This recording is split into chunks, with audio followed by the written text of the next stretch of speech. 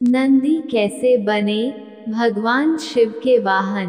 पुराणों के अनुसार नंदी असल में शिलाद ऋषि के पुत्र थे और शिलाद ऋषि थे ब्रह्मचारी।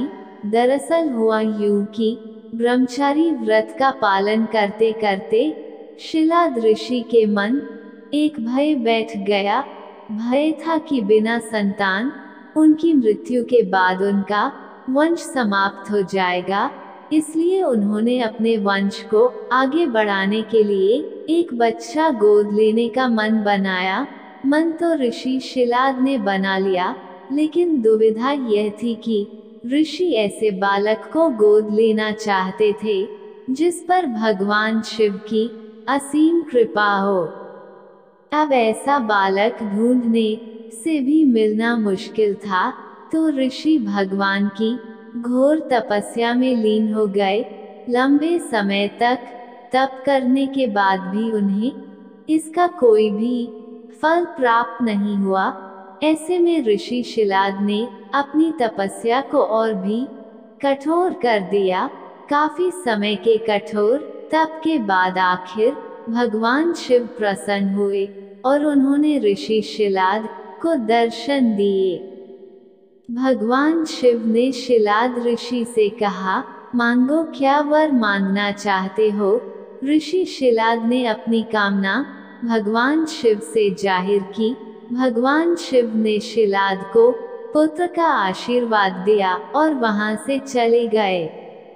अगले ही दिन जब ऋषि शिलाद पास के खेतों से गुजर रहे थे, तो उन्हें वहां एक नवजात बच्चा मिला। बच्चे का मुख बेहद ही मनमोहक और लुभावना था। ऋषि बच्चे को देख बहुत खुश हुए और यह सोचकर इधर उधर देखने लगे कि इतने प्यारे बच्चे को इस हाल में यहाँ छोड़कर कौन चला गया। तभी भगवान शिव की आवाज आई और उन्होंने कहा, शिलाद यही है तुम्हारा पुत्र।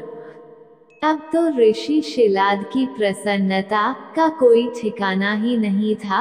वो उसे अपने साथ अपने घर ले आए और उसका लालन पालन करने लगे।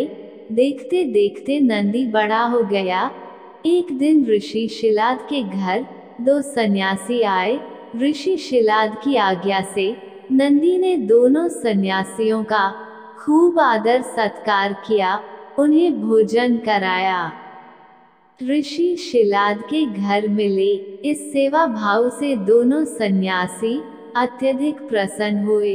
उन्होंने ऋषि शिलाद को दीर्घायु का आशीर्वाद दिया, लेकिन नंदी, जिसने उनकी इतनी मन से सेवा की थी, उसके लिए एक शब्द भी नहीं कहा।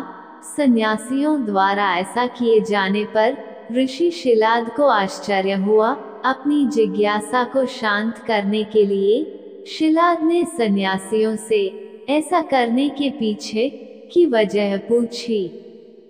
तब सन्यासियों ने बताया कि आपके इस पुत्र की आयु बहुत कम है, इसलिए हमने इसे कोई आशीर्वाद नहीं दिया। नंदी ने सन्यासियों की यह बात सुन ली। नंदी ने अपने पिता से कहा, आपने मुझे स्वयं भगवान शिव के आशीर्वाद से पाया है, तो मेरे इस जीवन की रक्षा भी भगवान शिव ही करेंगे। आप इस बात की बिल्कुल भी चिंता न करो।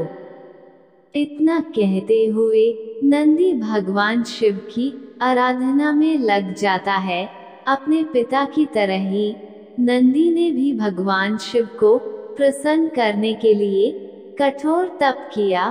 फलस्वरूप भगवान शिव प्रसन्न हुए और नंदी को बैल का मुख देकर अपना सबसे प्रिय और वाहक बनाया। इस प्रकार नंदी भगवान शिव के सबसे प्रिय वाहन बने और समाज में उन्हें पूजनीय स्थान भी मिला। यही वजह है कि भगवान शिव की आराधना से पूर्व उनके प्रिय नंदी की पूजा की जाती है।